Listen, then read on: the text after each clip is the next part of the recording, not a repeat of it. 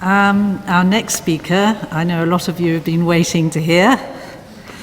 In 1948, Egypt had 80,000 Jews. Today, it has fewer than 15. Richard Smuha's family were made to leave Egypt after the 1956 Suez Crisis. His is not an ordinary story of a refugee's forced departure from his country of birth. In fact, Richard was born in England. But I've asked him to tell his family's story because it draws attention to the huge contribution that Jews made to the Arab world. Richard Smuha has flown from Geneva to be here today. He is the co-author of a new book, The Smuha City Venture, 1923 to 1958.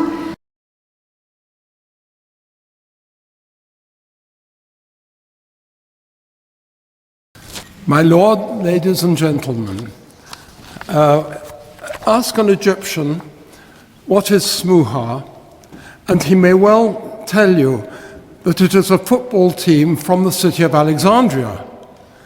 The team is one of 18 football teams in the top league, the Egyptian Premier League, and was top in August 2014. In fact, as evidence, I have received a present which is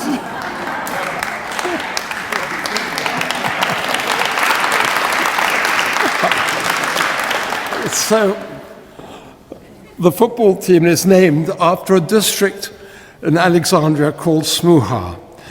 Nasser cancelled the word city. My brother was checking in at the airport in Amsterdam, and the man at the ticket desk said, "Did you know that your family is named after a place in Egypt?"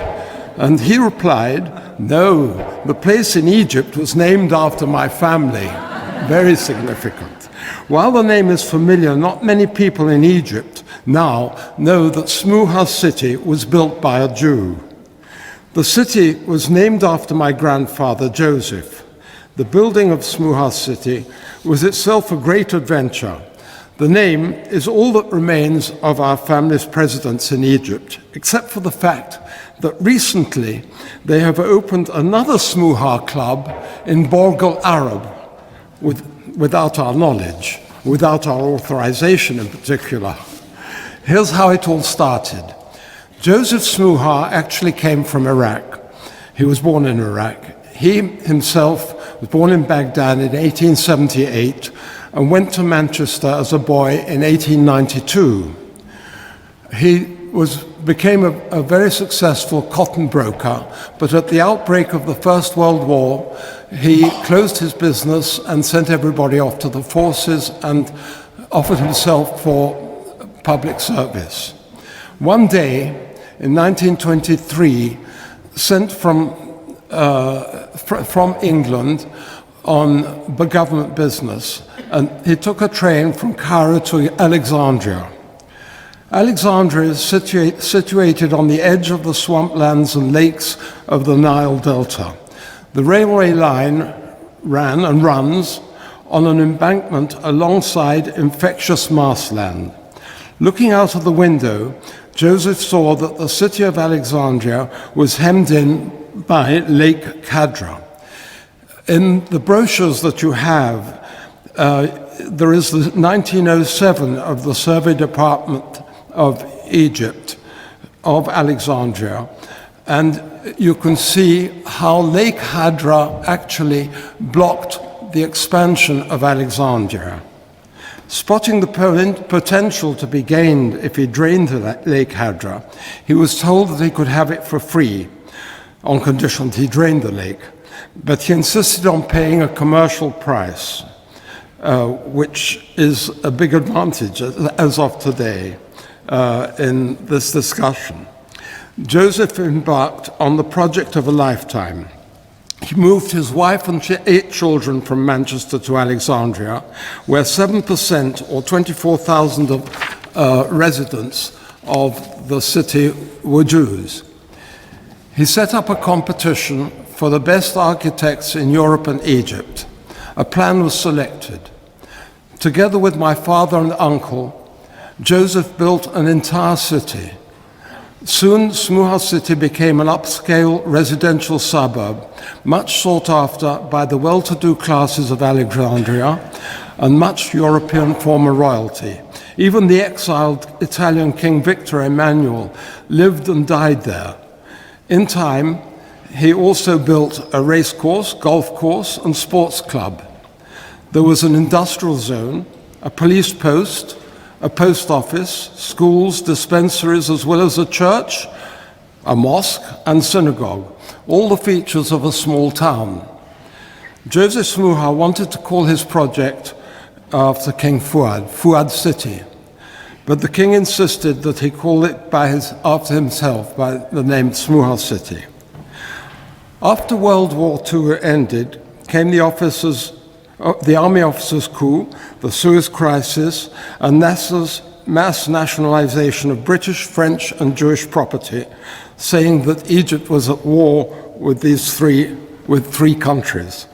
Smuha city was sequestrated, nationalized, and confiscated. Parts of it were being sequestrated, part nationalized, and part confiscated. And also, actually, many Egyptian Jews in general in Egypt, and almost anybody in Egypt who had assets were dispossessed. In 1957, along with 25% of the Jewish community, my family, which are British, was unable to return to Egypt, moving to London, Paris, and Geneva. The Egyptian government compensated us 12 years later for a fraction of the project's value. But this was not the end of the story. The family home, a mansion outside Smuha city on the Alexandria seaside, was used by successive Egyptian presidents. In the year 2000, I discovered that the family house had somehow been overlooked in the sequestration, and is probably still in our name today. The National Insurance Company merely occupied it, and then either handed it over or sold it to the presidency. Under Egyptian law, owners of properties that had not been sold could reclaim them. We engaged an Egyptian lawyer to fight the case for restitution in court. The lawyer died, but his son took over.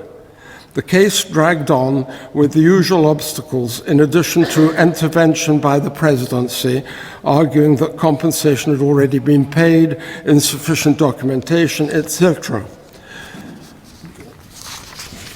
We were about to abandon the case when President Mubarak was deposed, and the Court of Ethics, which was the one which handled all these cases, was disbanded.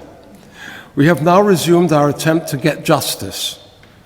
When my grandfather died in 1961, the Daily Telegraph reported that King Fuad had said that he was the only foreigner who had come to the country, brought his own money, and did good to the country.